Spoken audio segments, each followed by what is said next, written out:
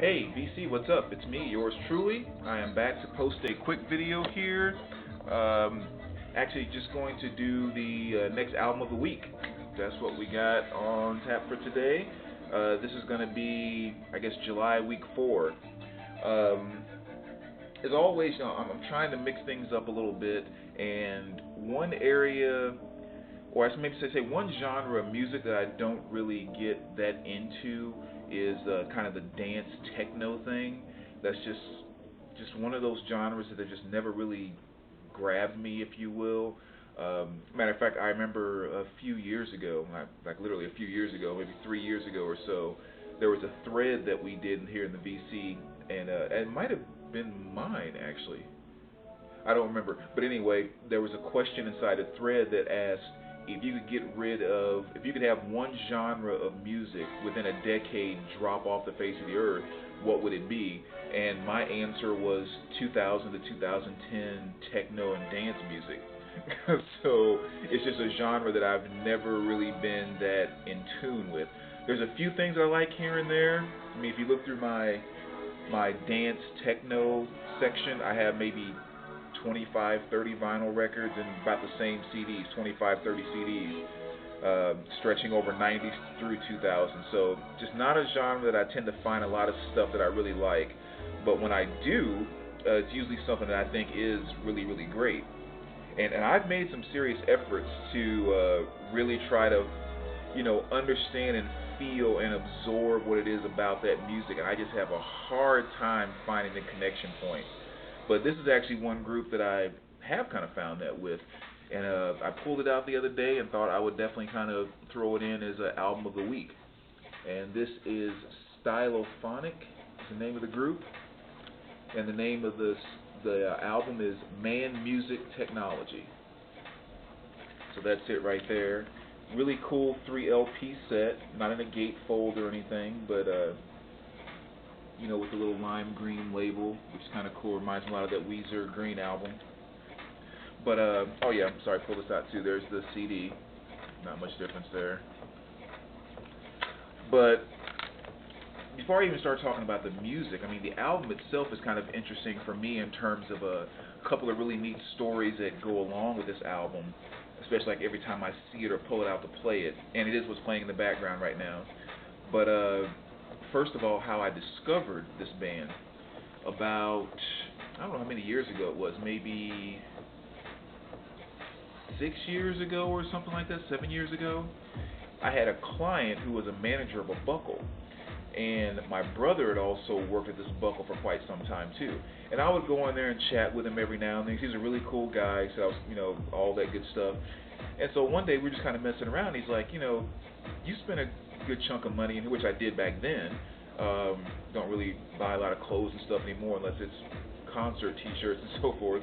But he was like, if you just come and work a couple of hours here and there, you could get 40% off everything that you're buying. And I'm like, okay, sounds like fun. Why not?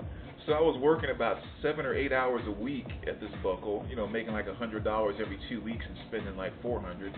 But anyway, I just kind of tell that stories because one night or a few nights when I was working there, this song would come on. I thought, oh, this is a really cool song. What is it? And I went in the back and looked, and it was by Stylophonic. And so I went home and iTunes and started researching and all of that. That's how I first discovered the group.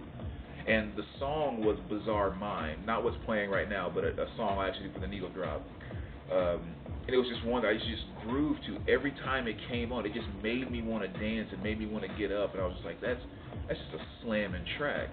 So that's how I got introduced to the band, was through working at the Buckle and hearing it a number of times while I was working there. Now, the other story I want to tell about it really quick is, and actually it's about this particular copy. I didn't know for the longest time that it had even been released on vinyl. I looked on eBay and stuff like that, and I hadn't stumbled across it, and I just thought, oh, they never released it on vinyl. And so I found the CD one day, and I ordered it, and I was like, okay, well, at least I have it. And then one day, I'm looking on eBay again, and it pops up, and it says, vinyl LP. My first thought is, did they label it wrong, or so I contact the person? Yeah, it's a 3 LP vinyl set, and I'm like, oh, I gotta have it. I think the starting bid was like $9.99, $4 shipping. And so I bid on it, and nobody else bid, so I got it for like $13.99. I was like, yes. Well, come to find out later, after it was already in the mail, the guy sent an email to me and said I shipped it off yesterday. I really didn't know about the shipping costs. He was a brand new eBayer, lived somewhere over in Europe, and didn't calculate or figure in the right shipping, so he only charged $4. So he just kind of said, I got it off to you, and the shipping actually was more than what you paid for the record plus the shipping. So he was like, it kind of sucks. I ended up actually having to spend money to get you the album. I didn't make anything off of it. It actually cost me money to get rid of it. But I just wanted to make sure, that I honored the sale and blah, blah, blah. So I've had one or two instances where some eBayers have, tried to welch on what something sold for and asked for more money, and that's just totally pissed me off. But a whole different story. It wasn't this guy. So anyway, I thought it was really cool of the guy to, stay with the commitment even though he made that error and everything. So I sent him the amount that he said the shipping cost, without telling him. I just sent it to his PayPal, and then I told him about it. The amount the shipping cost, plus I sent him $10 extra.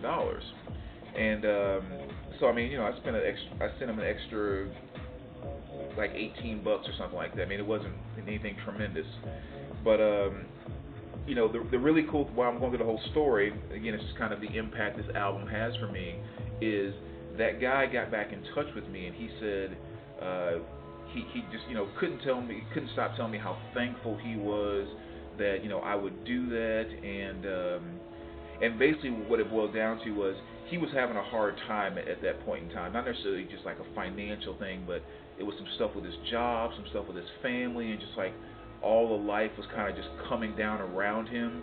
And so he just said, that small token of like generosity and showing that people can actually care about someone else more so than themselves.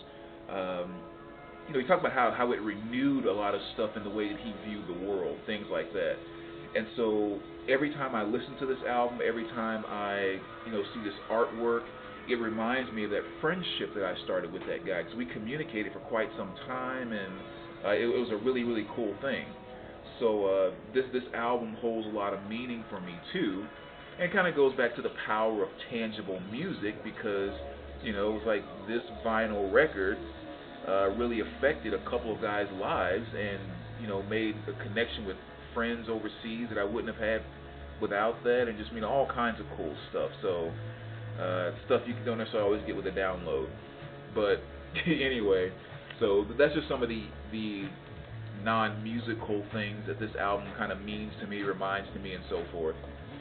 Now, getting to the music itself, which I can't really tell you a lot about it in terms of being able to say they sound like so-and-so or so-and-so from this group came up, because again, my knowledge and everything about techno and dance music is absolutely like nothing whatsoever.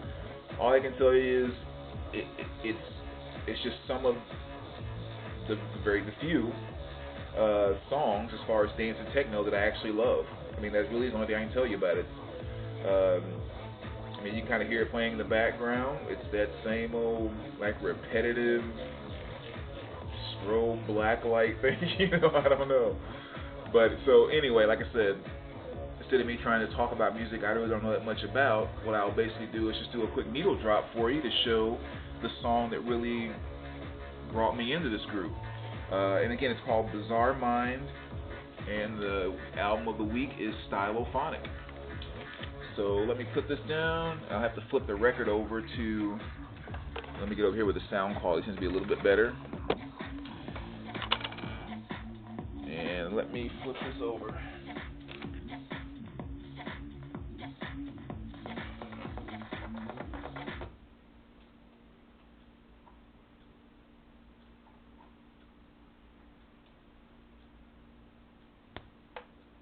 My style is the best, and so I challenge you.